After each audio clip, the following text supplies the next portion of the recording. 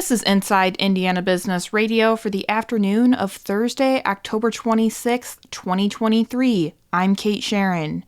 The dean of the Mitchell E. Daniels Jr. School of Business at Purdue University says there is reason for optimism about the economy heading into the winter season. Jim Bullard, who spent 15 years as president and CEO of the Federal Reserve Bank of St. Louis before coming to Purdue, says labor markets remain strong, which means consumption will likely continue to be very good. And I think for Wall Street, they have to reassess their view that the economy is about to go into recession, which is what has dominated over the last year or so. You know, recession is just around the corner, and the bottom's about to fall out of the economy. And then when that doesn't happen, you have to reprice everything, and that's what's been happening in financial markets in the last 10 weeks or so.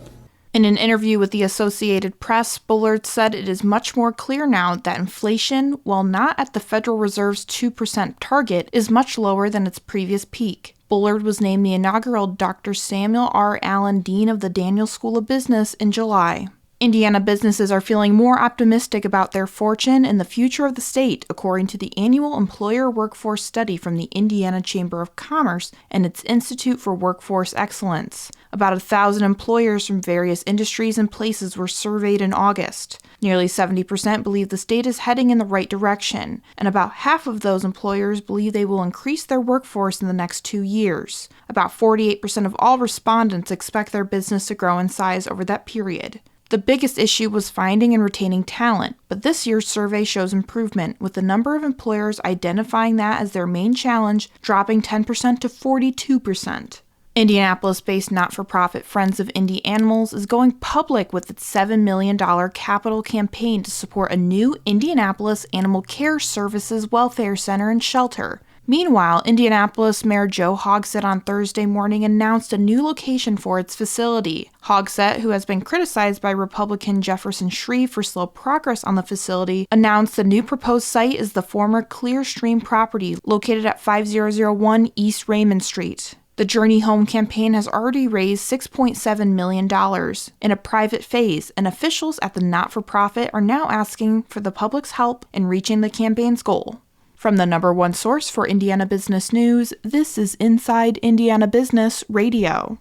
Whether it's a new hire or a noteworthy promotion, IIB's Bigwigs and New Gigs serves as a platform to promote your team. Our revamped offering includes being featured on both the newly redesigned newsletter and at InsideIndianaBusiness.com. Subscribers to the Business News subscription save $10 off every listing. Plus, you can save $100 by bundling your submission to IIB with the Indianapolis Business Journal or the Indiana Lawyer. More at InsideIndianaBusiness.com. Indiana's legal community is raising alarms about a statewide shortage of attorneys that has already led to barren courtrooms, leaving hundreds of Hoosiers unrepresented. IIB's Alex Brown has more. The concerns were discussed during an interim study committee meeting on Wednesday at the State House. Justin Forkner, Chief Administrative Officer for the Indiana Supreme Court, told members of the corrections panel that Indiana has about 2.3 lawyers per 1,000 residents, below the nationwide average of 4 lawyers. That puts the state in the bottom 10 nationally for available counsel. Indiana has some 19,000 active lawyers on the rolls, but Forkner noted the state probably has 15,000 to 16,000 lawyers actually practicing. A 2020 report by the American Bar Association found that 40 of the state's 92 counties had fewer than 1 lawyer per 1,000 residents. Areas of the state with fewer lawyers, typically rural communities, tend to have older lawyers practicing now. Younger lawyers, on the other hand, are largely located in the Indianapolis metro region. For example, less than a third of lawyers in Marion County are of retirement age. Indiana prosecutors are experiencing a similar pinch, said Courtney Curtis, Government Affairs Director for the Indiana Prosecuting Attorneys Council. 28 Indiana counties have prosecutorial listings on IPAC's website. Turnover among prosecutors is high, Curtis said. On average, Indiana prosecutors have less than 5 years' experience, so they're extremely young.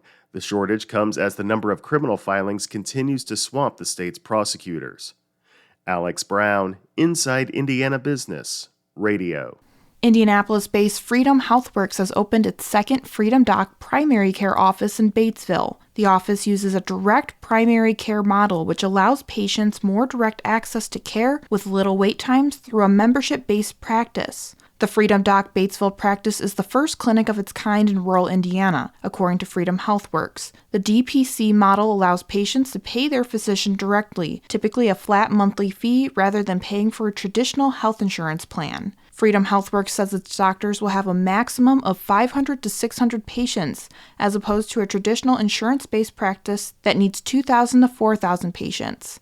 Netherlands-based advanced cold storage logistics company NewCold marked the official opening of its Lebanon warehouse on Wednesday. The company says the 380,000 square foot facility is among the largest automated cold storage buildings in the world, and it will soon get even bigger. The Lebanon project is being conducted over 2 phases. The $150 million first phase, plans for which were originally announced in 2020, has been operational for nearly a year, featuring what the company calls state-of-the-art automation technology. The Crystal DeHaan Family Foundation has given a $1.4 million grant to the University of Indianapolis, UIndy announced Wednesday. The school said the grant will support the university's Center for Global Engagement with $3 million, and the Crystal DeHaan Fine Arts Center with $1.12 million. UIndy said the new funding will be used to create an endowed fund supporting the, quote, mission, vision, and operations for the now-named Crystal DeHaan Center for Global Engagement. The center, which serves nearly 300 students from nearly 70 countries, is home to the school's International Admissions Office, Office of Study Abroad, and Office of International Student and Scholar Services.